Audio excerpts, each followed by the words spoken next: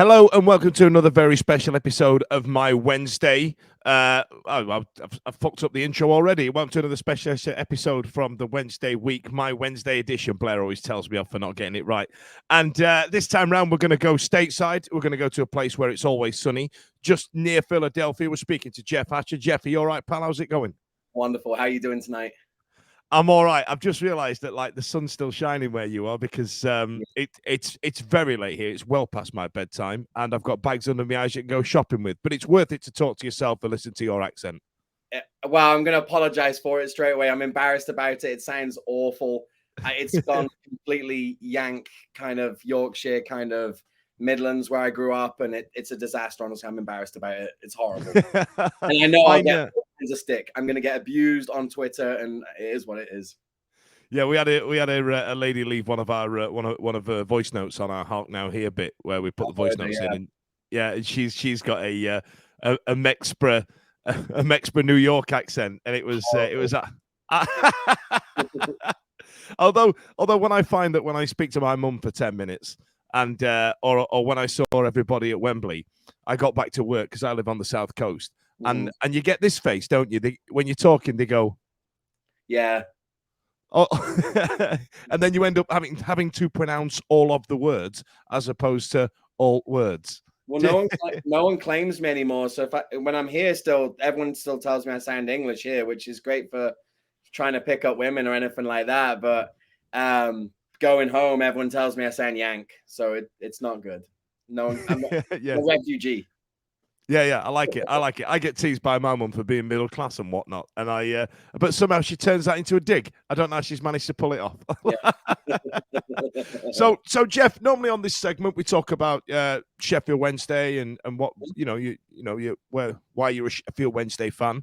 I mean, so you say I think you mentioned just then, might have been off air, that you were born in the Midlands. You came from there. Why the Wednesday? Funny, it's a real mix of a story. I was actually born in Carlisle, so very much northern. My mum and dad went to uni in Sheffield. Went to the two unis. Is it Polytechnic and the other one? It would have been back then, yeah. Yeah, like back then. So born in Carlisle, grew up in Shrewsbury, and got taken to my first game in '91. Because we used to go back and see friends in Sheffield of a weekend and stuff. My mum used to take us, and was always brought up like Sheffield was like it was almost like a utopia. Everyone would say Sheffield, like in my family, like such a great place. And then got taken first game, we beat Man United. Oh, wow. It was the Jemson game. I think we won 3-2. Jemson scored a couple. And obviously from then on, it was completely hooked. Yeah, Wednesday all the way.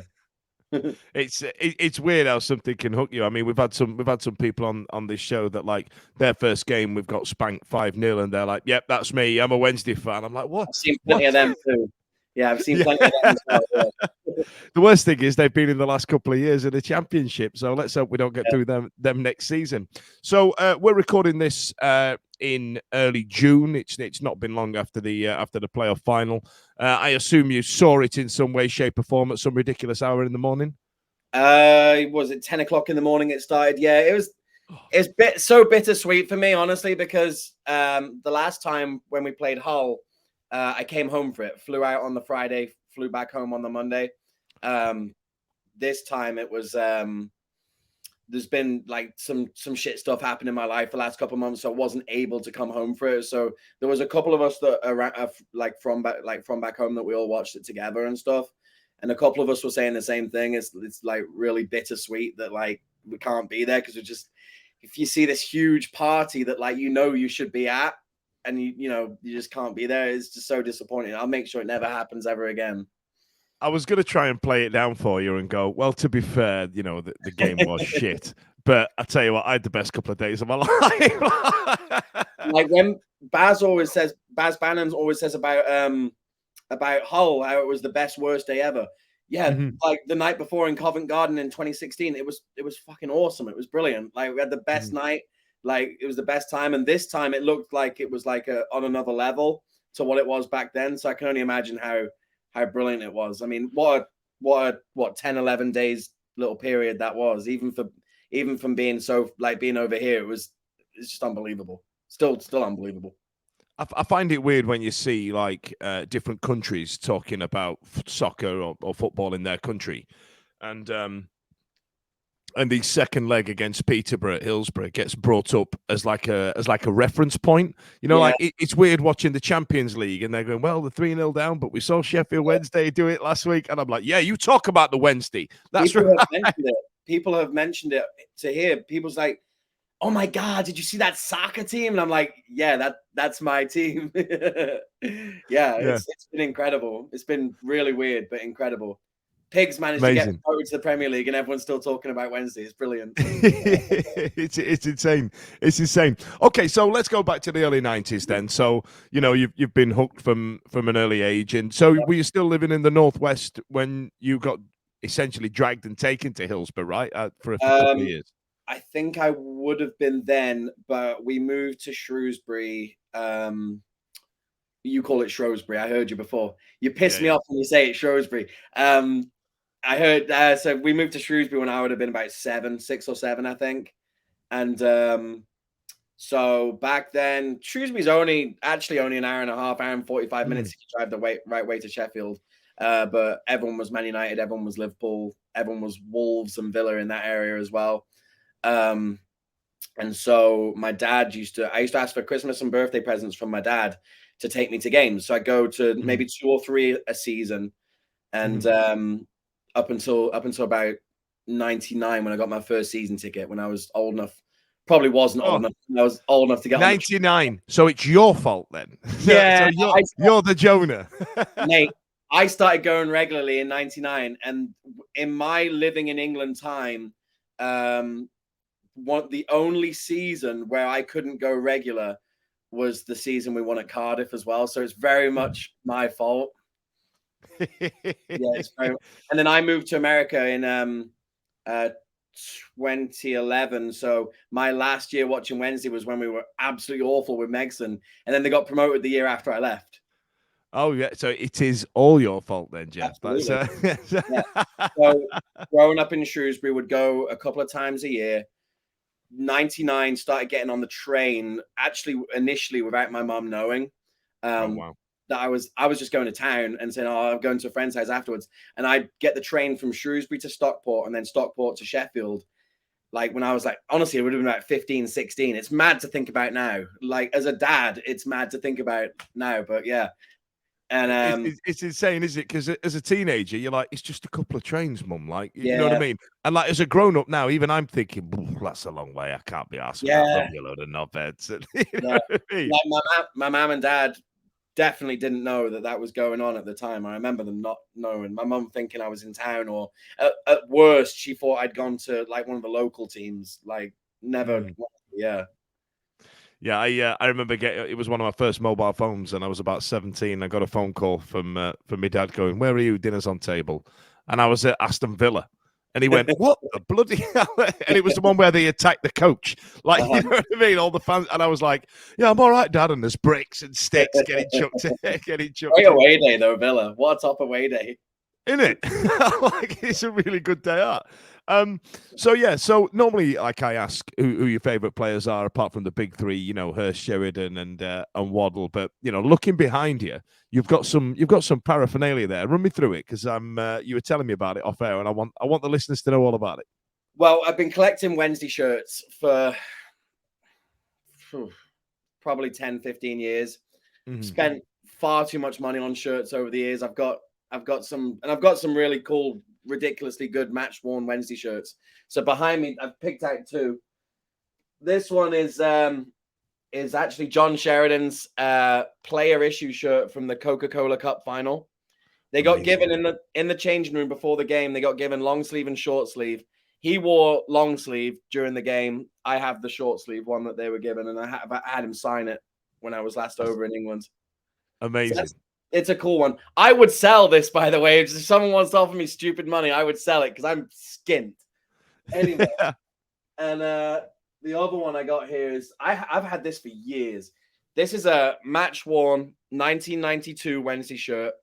It's signed by almost everyone, you know, from the whole whole squad, Bright, Waddle, Hurst, everyone. Whoever was number 15, because didn't have numbers at the time, that's where it's from. But this is my favorite. This is my So you've not looked up who it could have been that day? But no, because it could have been anyone. Like, and I mean, they didn't have 15 that often either, because there was only 3 sub. So I don't know. Like, I think the last time I tried to look it up, it was someone like Linnegan, or not someone incredibly important or anything like that. But you'd like to tell yourself it's one of the big ones, but it's going to be Ryan Jones. Like, you know what I mean? I like Ryan Jones, me. He's a bit of a cult hero. Him and Graham Hyde, that you kind of mentioned to some people who like football around that time. They'll go, "Oh my God, yeah, he was brilliant." But you never get the same with Peter Atherton. You know, it's funny how football's changed, because someone said to me the other day about, none of this Wednesday team, or even the team in 2016, would have ever got into the 93 team. And on the face of it, you're probably right, but you'd probably take Baz over Graham Hyde. And you'd have probably taken Forestieri over Ryan Jones. So fair. Can't argue. Can't argue. So we're into the late 90s. You've seen us go down. Did you continue to go? So we're now in a 12-year period where you're now watching a slow decline of Sheffield Wednesday here now, right? Yeah. I used to go. That was when I was going every week. There was a couple of years where I never missed an away game. I think it was over a 3-year period, I maybe missed 5 home games. I was going every week. What happened was I was going on the train everywhere, and then I learned to drive, and I decided that I would find Wednesdayites in my area, and we could all go together. And that's where my my love affair with the famous Tango Man came in. Right. And I went for about 4 years. I went home and away every week with Tango. I'd pick were you one of his crowd? So I won't want to call it a crowd. Like, we were just traveling to games together. I wasn't like holding his coat or anything while he took his shirt off. But like, I got close to him and his family. We were going we went to Carlisle on a Tuesday night. Plymouth on a Tuesday night. Saw the best and worst of him, and and had a good time doing it. And then you must have some cracking stories, though. You must have some stories to tell. I mean, how many are broadcastable? Not many where him's concerned. great bloke, and he honestly loves his Wednesday. And but the thing with knowing him introduced me to just so many people, so many people. There's so many life friends that I have from going with him. And he what I'd started doing in the 90s, in the 2000s as well. I'd started going on the preseason tours as well. Yeah. So he wasn't coming on the preseason tour, so we went to Sweden, stayed in Malmo. That was fun. Nice. We actually got a game delayed. It's a claim to fame. I had a Wednesday kickoff delayed. You've got to tell me that. You've got to tell me that. Well, we were on the border of Sweden and Denmark, and Wednesday we're playing FC Copenhagen, but it wasn't being played in Copenhagen. It was being played in some I can't even remember the name. It was a really small Danish town, and we had to get 2 trains and a bus to get to this place. So we got the train, then we got the bus, then we got on this train, and it's weird, Sweden and Denmark. It's awesome. They if someone smokes on the train, everyone has to get off, and while they fumigate or clean the train. It was like that then. I don't know if it's like it now. So we got delayed, and there was maybe 10 Wednesdayites that were on our way down, and someone somehow had a contact of some Danish bloke at the ground. We were playing against Copenhagen, and he put me on the phone to him, and his name was Klaus. And I remember going, Klaus, you've got a big problem here, mate. We're going to miss the kickoff, and there's at least 800 to 1,000 angry Sheffield Wednesday fans going to be descending on this small Danish town, and we've traveled all this way. And they delayed kickoff. It was announced on Radio Sheffield and everything. They delayed kickoff by about 30 minutes. And I remember when we finally got to the stadium, and there was like 10 Wednesdayites got off this little bus that they delayed the kickoff for. There was club officials not too impressed, but it was a brilliant claim to fame story. So I remember Terry Yorath not being too pleased about it. Do you know what? That story's panned out a lot better than I thought it was going to be. I thought you were going to do something disgusting, like calling a bomb threat or something stupid, like, you know what I mean? That's all right. That one's allowed. That one's allowed. The overselling of the fans, but like I love the way that someone's gone. Oh Christ, it's Sheffield Wednesday. Like, yeah, they probably have brought 800 fans. Like, no one questioned it, and Terry Osborne, yeah, they probably have. Klaus looked after us that day. We didn't miss kickoff. Not too bad. So you said that was in Sweden?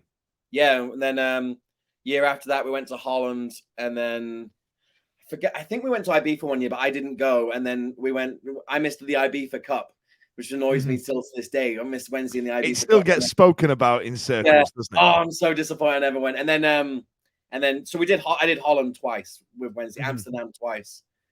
And non-broadcastable stories from Amsterdam as well with Wednesday.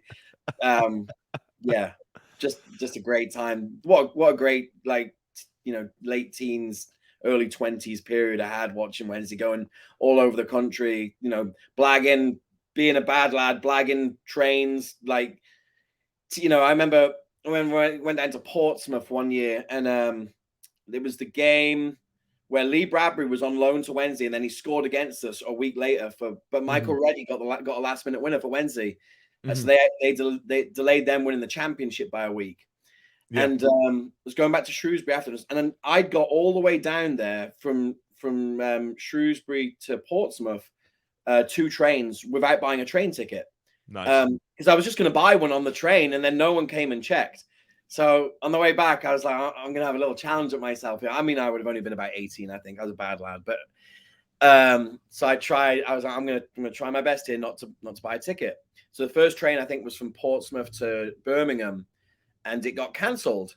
So I don't know what had happened that it got cancelled. So I was like, I went to the train people, and I'm like, I've got to get back to Birmingham. Like, I've got to get home to Shrewsbury. They put a taxi on for me to get me from Portsmouth to Bristol, to go get a different train. Or maybe it's Portsmouth to Southampton. It was somewhere around there anyway. Maybe it's Portsmouth to Southampton. That makes more sense. They put on a taxi for me, didn't check my ticket. So I'm riding around the South Coast. You've not even paid for a ticket, and they're driving you to Birmingham from the South Coast. Went from Portsmouth to Southampton, and then got a train from Southampton to Birmingham. Again, didn't check a ticket. Went from Birmingham to Shrewsbury, didn't check a ticket. I went all the way from Shrewsbury to Portsmouth, round trip, including a taxi, for nothing. Not too shabby. That's a great train shipping story. That. Oh yeah, and I had so many of those over the years. But yeah, I remember one night at West Brom away on a Friday night. It was kids for £1. So I would have been about 18, 19. And as you do at 18, 19, you pretend you're 15 to get in. Of course. And again, did the same thing. Round trip, didn't buy a train ticket, was going to buy one on the train. No one came and checked. There I'm back. Got in for kids for £1 at West Brom away. The whole night cost me £1. And Wednesday won. Always sweetened by a winner as well. Like, you know what I mean? Oh yeah, absolutely. So you probably saw the decline through the years, and like, was there ever a point where you just kind of went, "Fuck this! Like, this is just taking up too much of my time," or the community that you were in, right? Did it just kind of stop being about the results, and it was more about the time that you were having with these people that you've met via Sheffield Wednesday and supporting the club? Absolutely that. I mean, the second that there's never been a moment where I waned in my love for Wednesday, or wanted to not go, or dragged my feet getting out of bed in the morning, to go into the game or whatever like that. I was running Owls Online, the website Owls Online. I was running that as well for years. So I was completely immersed in Wednesday, and Wednesday was absolutely my life. And it's still the hardest thing about living in this country. It's still the hardest. nearly said something then. It's the hardest thing about living over here is missing Wednesday, and I include my mom and dad will probably listen to this, but I include missing my mom and dad. I put missing Wednesday more over that as well. I'm a bad person for that, but I miss Wednesday so much. I miss going home and away. If I'd have thought about that a little harder when I was moving over here, I probably wouldn't have come. I miss Wednesday with everything. So have you not thought of? I mean, what's the local team? I mean, you had You had James O'Connor go over to was it Indy 11 with Jermaine Johnson played there as well for a bit. Is there a football team near you that you could go down and see if you could show them how to chant properly? That would be a good start, wouldn't it? Come on, Dan. I'm not going to go to a Yank game when I'm watching Wednesdays. It's not the same, is it? Come on. Philadelphia Union moved into the area not long after I moved here. That's the MLS team. Been a couple of times, and it's very sanitized American family atmosphere, which is fine. That's great for them. That it's that's not what you miss. The football and going and even chanting in the football. That's not what I miss. I miss the whole friends, camaraderie. For years, Beastie and Hollywood were people I would go to games with every week, and I miss them. And miss seeing friends like that all the time. And it's really shit. But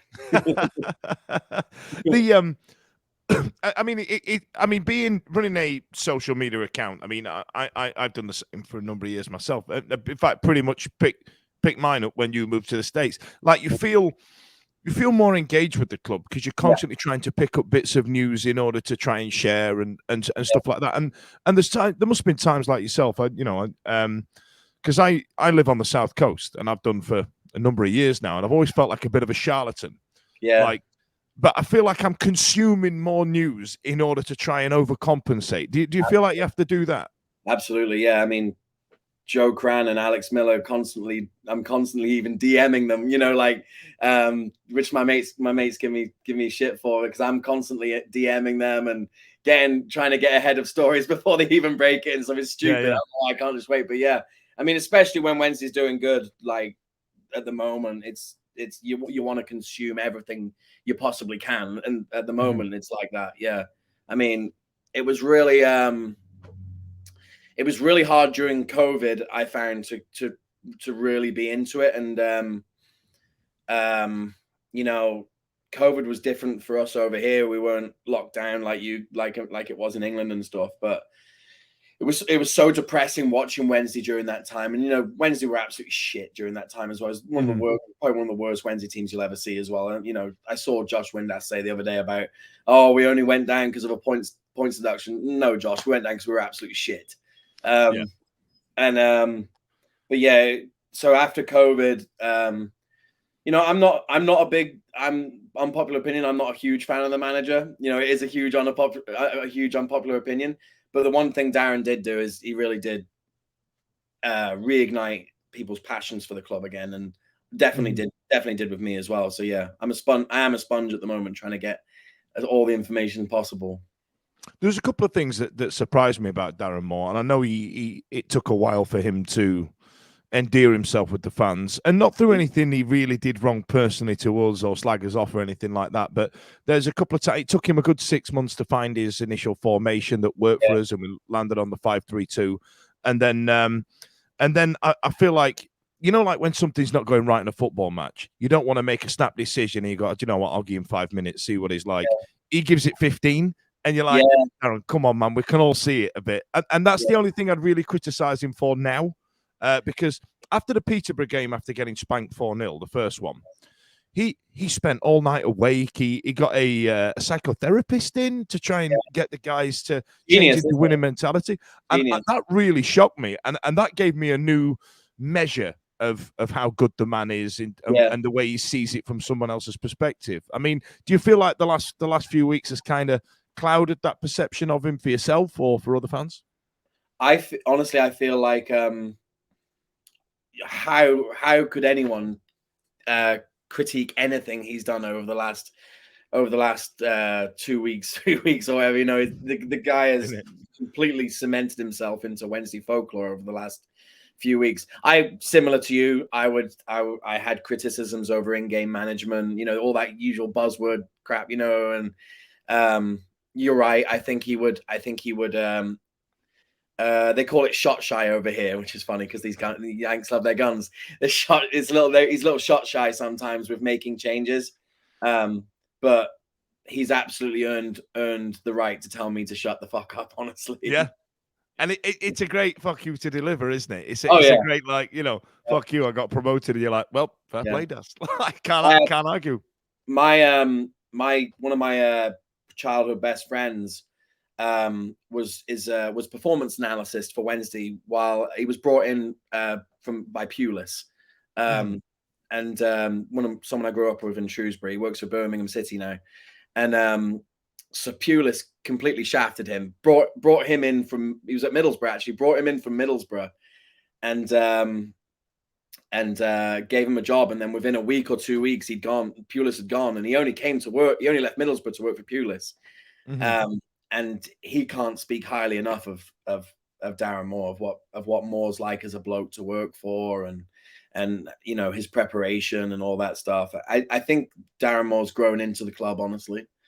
But yeah, what the biggest compliment I said to one of my mates the other day is, you can just see the players love him. Like, they absolutely adore him. Like, there's no gray area there. The players absolutely adore that bloke, and they that has to go a long way. And I think they probably felt like they definitely let him down. You know, we should have won the league. It's ridiculous that we didn't, but yeah. I think part of me, again, you know, that I'll give him 5 minutes, I'll give him 15. He kind of did the same with the psychotherapist. Now I'm sat there thinking, well, why don't you get the psychotherapist in early March, for fuck's sake? You know what I mean? If you had that in the armory, let's get that out earlier, right? Would have been playing centre half while we had all those injuries. I wouldn't have been unhappy with that. I used to love watching him play. My type of player was Darren Moore, which actually surprises me, given the football he plays. Definitely. Yes, it really shocked me, right? Like, he plays expansive ball-moving football, and he was a big shit kicker defender. Like, it didn't seem to marry up for me. That was never who I gravitated towards. I was always like, I mean, other than the three you talk about, Carboni was my ultimate. Like, oh my God, I'd be measuring myself, like trying to play like him. I had the white boots, and oh yeah, that was my. Did you get the? Was it Pantofola? Because I think he had the white ones and PDC had the blue ones, didn't he? Yeah, they were brilliant. Yeah, they were kangaroo leather, I think. Kangaroo leather, and they smelled something like that. Yeah. And I was a size 12 at the time. They didn't have them in my size. I couldn't get them. I was a centre back. I couldn't wear white boots. I get my head kicked in. Did you you know the shirt you're wearing now, the orange one? I was so jealous if I bought a shirt and it didn't come below the elbow. I wanted it below the elbow, and I wanted it to fit like Benito Carbone. I had to buy it 2 sizes higher, just so I got that. Oh, there you are. Look, it's even got the name on the back. Amazing. So now you're out there, and you've been out there a number of years. I assume now, given what you've been saying, that you're now starting to feel like you kind of left the family behind. Is that? Would that be a fair way of saying it? Definitely. Yeah, my daughter is 8 now. It's funny. I was telling her the other day, she plays soccer. She got 20 goals in 5 games this season. She's doing all right. Yeah, she's doing all right. And but she wants to be a fashion designer when she's older. She's been, like, the last 3 years, all she said, she wants to be a fashion designer when she's older. So she said to me, I said, Jaden's my daughter. Jaden, where are you going to live when you're older? Where do you want to be? And she says, oh, New York, because of the fashion. And I said, Jaden, you know where's incredible for fashion? Way better than New York. London would be perfect. And I said, if you move to England, I'll come with you. We'll live, we can live there. I'll do that for you, babe. Yeah. I don't think I'm done, like finished. I'd like to tell you I'm not finished with being immersed in that culture again. You know, I'm as immersed in it as I can from here. She's 8, maybe another 10 years, we'll see. I don't know. You don't know what life holds. If she becomes a mega fashion designer, can we get whoever the kit maker is there? Can she work there and bring back baggy sleeves like Benito Carbone and make us all wear, was it the Tubi grip around the wrist? I used to have those. Yeah, I used to have that. What did I wear that for? Ridiculous. But I wanted to be. Maybe we can get a better shirt sponsor than fucking A Up.